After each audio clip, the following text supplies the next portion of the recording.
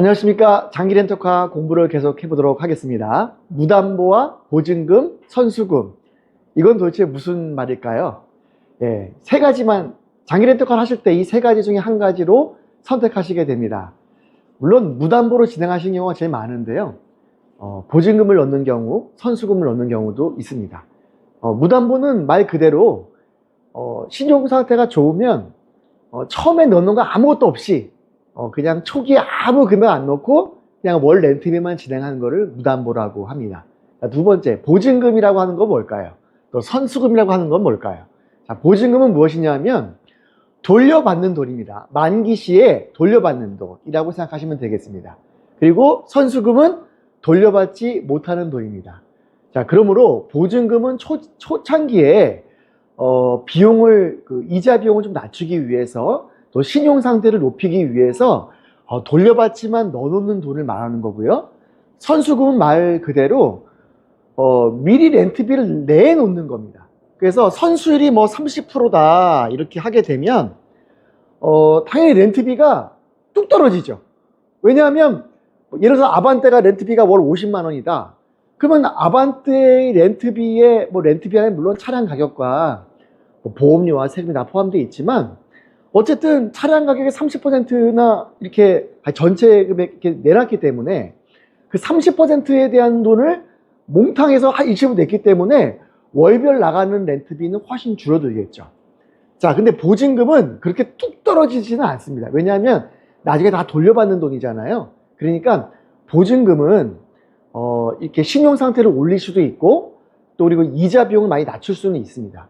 그런데 총체적인 좀 전반적인 총 금액을 따져봤을 때는 보증금이 선수금보다는 좀 유리합니다. 예를 들어서 보증금도 30%를 넣을 수가 있고 내 여유자금이 정도 된다고 보는 거죠.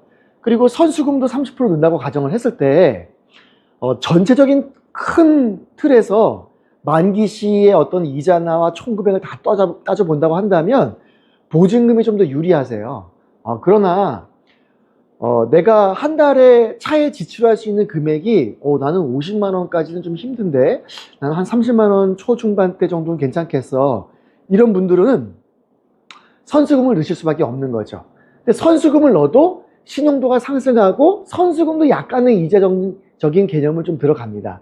물론 보증금만큼의 큰 어쨌든 이자 혜택이 없지만 선수금도 신용도도 좀 상승시키고 또 그리고 이제 약간의 이자의 개념을 좀 주기 때문에 선수금이든 보증금이든 넣는 것이 유리하긴 유리합니다. 근데 일반적으로는 주로 사업하시는 분들이 아직도 장기 렌터를 더 많이 하시다 보니까 사업하시는 분들은 그 돈을 가지고 내가 더 잘 활용할 수 있거든요. 내가 보증금을 묵혀놓는 것보다는 내가 이 돈 가지고 사업하고 물건을 떼다가 팔고 이런 게 더 중요하시기 때문에 무담보로 진행하시는 경우가 더 많고요. 그 다음에는 자금 여력이 있으면 보증금으로 진행하시는 경우가 좀 많고요. 그 다음에 선수금이 그 형태로 많습니다. 물론 요즘 그 온라인이나 이렇게 홈쇼핑 같은 데서 굉장히 싸게 광고를 하고 있는데 사실을 보게 되면 대부분 다 선수금으로 광고를 많이 하고 있습니다. 그래야 좀 많이 싸 보이잖아요.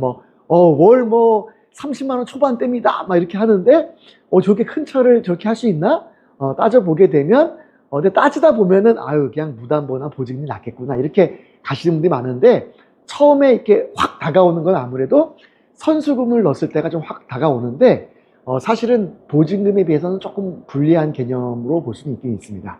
그런데 여유자금만 있다고 한다면 또 내가 여기다 좀 어디다 돈을 묵혀놔도 괜찮다고 한다면 은행에 적금하거나 예금하는 것보다는 보증금을 넣으시는 게 훨씬 더 유리합니다.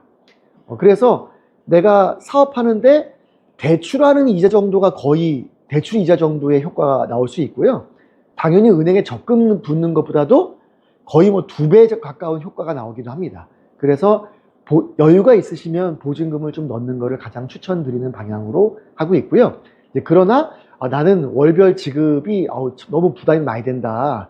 근데 지금 내가 여력이 한 30% 정도 넣을 금액은 있는데 요거 넣고 그냥 3년 동안 다달이 빠지는 금액이 좀 낮추는 게 좋겠어요. 그런 분들은 선수금으로 가셔도 무난하겠다 이렇게 말씀드릴 수가 있겠습니다. 자, 그래서 장기 렌터카를 진행하시는데 무담보도 있고 보증금도 있고 선수금도 있다. 가장 많이 하시는 거는 무담보로 많이 하시고 이자나 금융적으로 가장 좋은 방법은 보증금이 좋겠다. 그리고 월별 비용을 가장 많이 낮춘다. 나중에 돌려받지 못하더라도 그럴 때는 선수금이 좋겠다라는 겁니다. 또 만기 시에 차량을 인수하실 수도 있잖아요. 반납하실 수도 있고 그렇게 계약을 하시면 그랬을 때 인수할 때 보증금이 좀 있으니까 뭐 인수 금액 자체가 잔존 가치가 예를 들어서 한 1,700만 원 정도로 설정이 돼 있다. 내가 보증금을 1,000만 원을 걸었다. 그러면은 1,700을 다 안 내고 700 얼마만 딱 내고 인수해 오면 되겠죠. 그런 개념으로 보증금은 나중에 돌려받는 개념이라고 보시면 됩니다. 근데 차량을 반납하시게 되면 보증금 1,000만 원을 걸었다고 한다면 1,000만 원 다 돌려받는다 라고 생각하시면 되겠습니다. 그래서 보증금과 선수금은 돌려받는다, 돌려받지 못한다. 이렇게 개념을 잡고 계시면 괜찮겠습니다. 자, 오늘 여기까지 하겠습니다. 감사합니다.